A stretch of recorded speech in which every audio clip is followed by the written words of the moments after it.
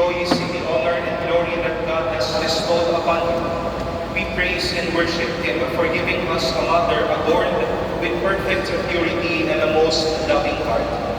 We offer ourselves completely to you during this month of May, especially on this day.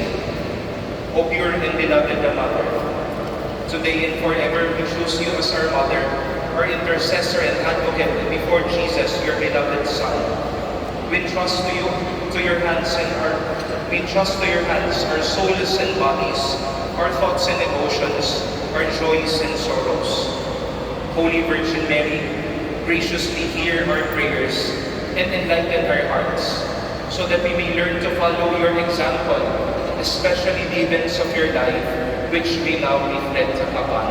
Amen. Pray for us, O Holy Mary, Mother of God. Alleluia. That we may be made worthy of the promises of Christ. Alleluia. Let us pray, O God, who gave joy to the world through the resurrection of your Son, our Lord Jesus Christ. Grant, we beseech thee, that through the intercession of the Virgin Mary, his Mother, we may attain the joys of everlasting life. Through Christ our Lord. Amen.